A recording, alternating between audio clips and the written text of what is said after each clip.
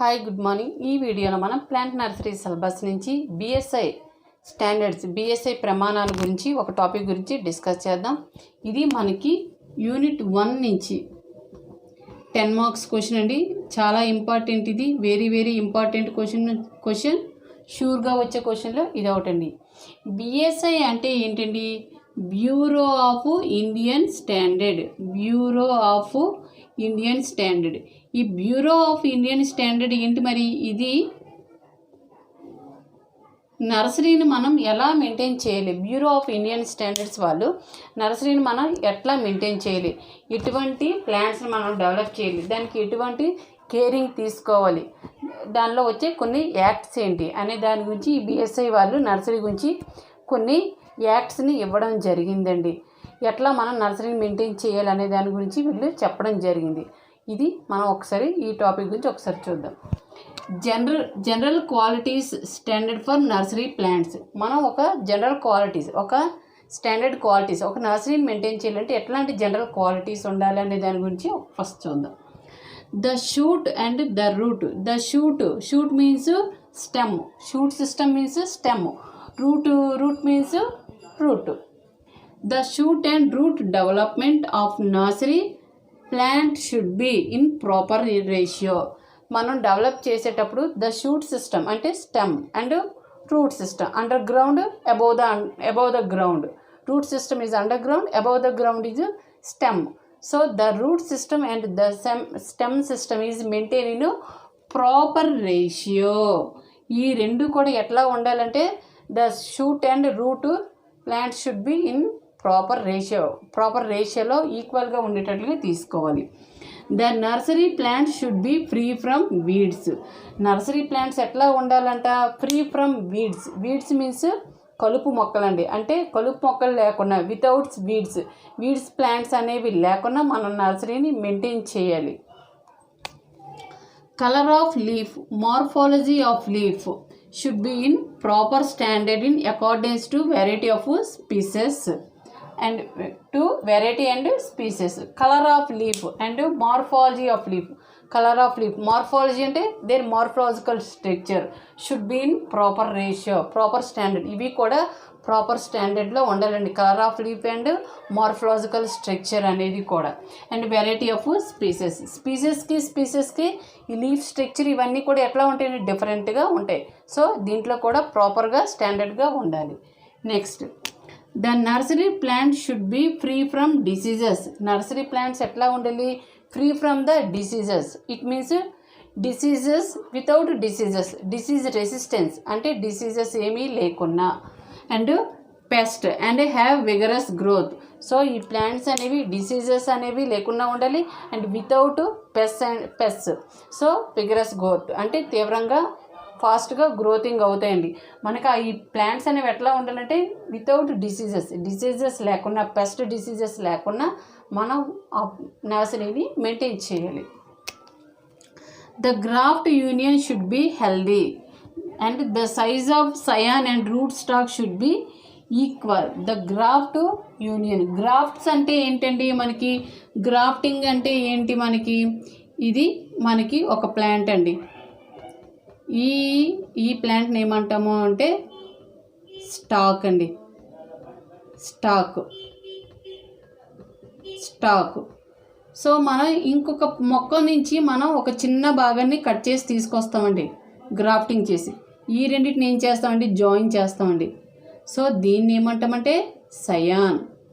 So ఈ stock, ఈ సయాన్ యొక్క సైజ్ ఎట్లా ఉండాలండి? Should be in equal. The graft union should be healthy. అంటే ఇక్కడ తీసుకున్న గ్రాఫ్ట్ యూనియన్ అంటే ఇదండి. ఈ ప్రొసీజర్ని గ్రాఫ్టింగ్ అంట. ఈ graft union should be healthy. ఆ గ్రాఫ్టింగ్ కట్ చేసిన భాగం ఎట్లా ఉండాలి? హెల్దీగా ఉండాలి. Next, the scion is join with the stock. సయాన్ని స్టాక్తో జాయిన్ చేస్తాం. So the size of scion and stock is ఈక్వల్గా ఉండాలి. Next one, after shifting and transporting seedling should not show symptoms like leaf drying, yellowing and stresses et cetera. After shifting, మనకు plant nursery develop అయ్యాక ఏం చేస్తాం, దీన్ని shift చేస్తాం, అటు transporting చేస్తాం, ఇంకొక దగ్గరికి వెళ్ళి సీడ్లింగ్ చేస్తాం. చేసేటప్పుడు ఏం చేయాలి, షుడ్ నాట్ షో సిమ్టమ్స్, ఎలాంటి సిమ్టమ్స్ చూపించకూడదు, like a leaf drying. Leaf drying means lose of water. yellowing means it loses the green color and become yellow color. And stresses after shifting and transporting seedling, అంటే మనం plant nursery develop అయ్యాక దాన్ని ఏం చేస్తాం, transport చేస్తాం, వేరే ప్లేస్కి వెళ్ళి మళ్ళీ సీడ్లింగ్ చేస్తాం. చేసేటప్పుడు ఎలా ఉండాలంటే అది do not show symptoms like yellowing, stresses and leaf drying. Leaf drying means loss of water. Yellowing means it lose of green color and become yellow color and stresses. So ఇటువంటి general qualities అనేసి ఉండాలి అని BSI వాళ్ళు చెప్పడం జరిగింది. దీనికోసం to maintain the nursery. Next one చూడండి, ఈ బిఎస్ఐ వాళ్ళు కొన్ని యాక్ట్స్ని ఇవ్వడం జరిగిందండి. మనం ఏదైనా నర్సరీ స్టార్ట్ చేయాలన్నా దానికోసం ఎట్లాగైనా మనం మోనిటైజింగ్ చేయాలన్నా దానికి కొన్ని యాక్ట్స్ అనేవి ఉన్నాయి. ఈ యాక్ట్స్లో కొన్ని మాత్రమే ఇస్తున్నాను, చాలా ఎక్కువగా ఉన్నాయి, కొన్ని మాత్రమే గుర్తుపెట్టుకోండి. BSI standards for certain applications under protected cultivations. First చూడండి, mulching surface covered cultivation. Mulching means మనం సాయిల్ని కవర్ చేయడం.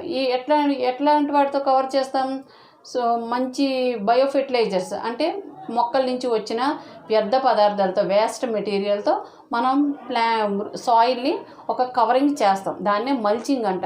అయితే ఇక్కడ ఈ మల్చింగ్ కోసం వచ్చిన యాక్ట్ ఏంటి, mulching surface covered cultivation plastics mulching code for practices. IS Indian standard 15177 2002లో వచ్చిందండి ఈ యాక్ట్. దీనికోసం for mulching surface covered cultivation. And next one green house కోసం వచ్చిన కోడ్ ఏంటండి, IS 15827 2009లో ఇది మనకు రావడం జరిగింది. Plastic film for green house కోసం వచ్చిన యాక్ట్ ఏంటంటే ఇదండి 2019లో. సో ఈ యాక్ట్స్ అనేవి కొన్ని గుర్తుపెట్టుకోండి, అందుకు మీకు ఇక్కడ 2 యాక్ట్స్ మాత్రమే ఇచ్చాను. నెక్స్ట్ చూడండి, states with nursery registration acts. మనం నర్సరీని మెయింటైన్ చేయాలంటే కొన్ని యాక్ట్స్ కూడా ఉన్నాయండి. అవి ఏ స్టేట్స్కి ఆ స్టేట్స్కి సపరేట్గా ఉంటాయండి. ఆ స్టేట్స్ యొక్క యాక్ట్స్ ఏంటో ఒకసారి చూద్దాం. మనకు అందులో first one Punjab fruit nursery act అండి ఇన్ 1961. పంజాబ్ స్టేట్ అండి. Punjab fruit nursery act introduced in 1961. Next one Maharashtra fruit nursery act in 1961. So Maharashtra fruit nursery act introduced in 1969. Next one Uttar Pradesh fruit nursery act in 1976. This act introduced in 1976. Next Orissa fruit nursery act in 2001. Orissa fruit nursery act was introduced by 2001. And next Tamil Nadu Horticulture Nursery Regulation Act in 2006. So horticulture means to develop fruit and vegetables. ఈ Tamil Nadu horticulture act అనేది మనకి ఎప్పుడు వచ్చిందంటే 2006లో introduce చేయడం అనేది జరిగింది. ఈ states అనేవి ఇవి మీరు కొన్ని గుర్తుపెట్టుకోండి, మినిమం 2 or 3 గుర్తుపెట్టుకోండి సరిపోతుంది, కొన్ని రాస్తే సరిపోతుంది. ఈ యాక్ట్స్ అనేవి ఏ స్టేట్కి ఆ స్టేట్కి సపరేట్గా ఉంటాయి, ఆ ఇయర్తో సహా ఇక్కడ ఇవ్వడం జరిగింది. Next one quality standards in nursery plants. మనం నర్సరీ ప్లాంట్స్ని తీసుకోవాలి అంటే ఎటువంటి క్వాలిటీస్ అనేవి ఉండాలి అనే దాన్ని కూడా బిఎస్ఐ వాళ్ళు ఆ సంస్థ చెప్పడం జరిగింది. సో ఇందులో ఫస్ట్ చూడండి, మ్యాంగో ఈజ్ క్రాప్. గ్రాఫ్టింగ్ అంటే ఏంటిది, ప్రాపగేషన్ మెథడ్, ఎట్లా మనం ప్రాపగేషన్ చేస్తున్నాం ఆ ప్రాపగేషన్ మెథడ్ ఇది.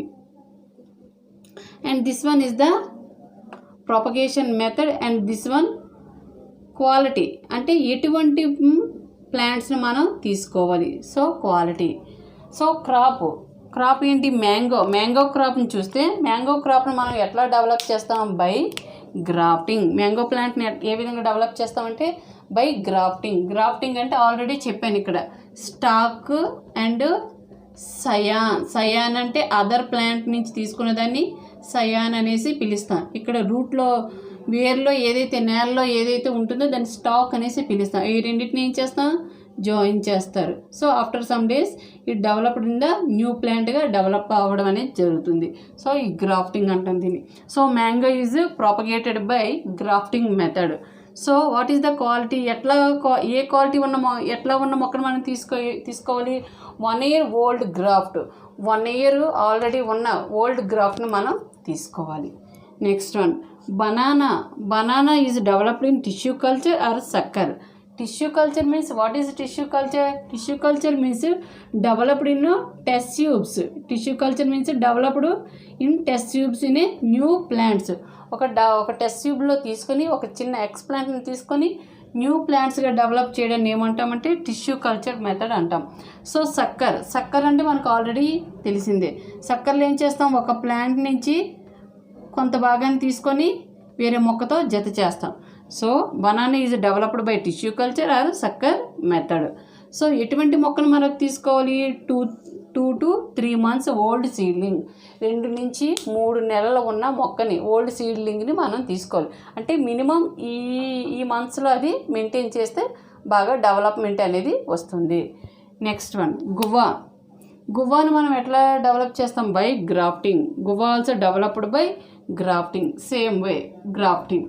అండ్ ఇక్కడ ఏం చేయాలి, 1 to 2 years old graft, minimum 1 to 2 years old ప్లాంట్ని గ్రాఫ్టింగ్ చేయడం కోసం తీసుకోవాలి.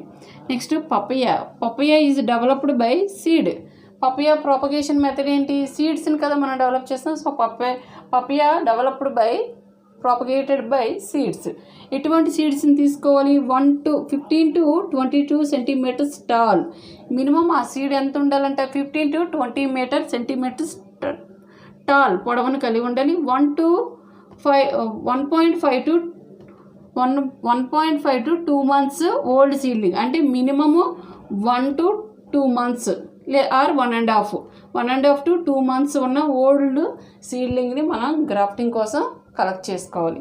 Next one rose developed by budding, propagation method by budding, minimum 3 to 6 months old seedling. ఎటువంటి మొక్కను తీసుకోవాలంటే 3 to 6 months ఉన్న ఓల్డ్ సీడ్లింగ్స్ని తీసుకోవాలి. ఇది బిఎస్ఐ వాళ్ళు. ఇంకా చాలా ఉన్నాయండి, కానీ అందులో మీకు ఒక్కొక్క దానికి కొన్ని సైడ్ హెడ్డింగ్స్తో మీకు కొన్ని వాటిని ఎగ్జాంపుల్గా కొన్నిటిని ఇచ్చాను. ఇంకా ఇవి చాలా రకాల ప్లాంట్స్ ఉన్నాయి, అవన్నీ మీరు తీసుకుంటే చాలా లెంతీ అయిపోతుంది, ఎగ్జామ్లో కూడా అది ప్రజెంటేషన్ చేయలేరు. కాబట్టి ఒక సైడ్ హెడ్డింగ్, దానికి కొన్ని పాయింట్స్, ఓకేనా. నెక్స్ట్ దీనికోసం ఇది కొన్ని ఎగ్జాంపుల్స్ రాయండి, మినిమం ఒక 2-3 రాయండి, దీనికి ఒక 2-3 రాయండి. అలా షార్ట్ కట్ చేసుకుంటూ అండర్స్టాండ్ చేసుకుంటూ చదవండి. ఈ యాక్ట్స్ మాత్రం అవి గుర్తుపెట్టుకోవాలండి, కన్ఫామ్గా రాయాలి. ఇవి కూడా ఒక 3 ఎగ్జాంపుల్స్ గుర్తుపెట్టుకోండి చాలు. బనానా, మ్యాంగో, గువ్వా, పపాయ, ఏవో మీకు నచ్చిన 3 గుర్తుపెట్టుకొని వాటి యొక్క మెథడు, క్వాలిటీ రాయండి. మీకు కనుక ఈ వీడియో నచ్చినట్లయితే తప్పకుండా సబ్స్క్రైబ్ చేసుకోండి, లైక్ చేయండి మరియు షేర్ చేయండి.